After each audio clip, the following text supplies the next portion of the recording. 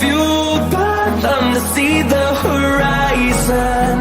Turn us to thousands, and we'll grow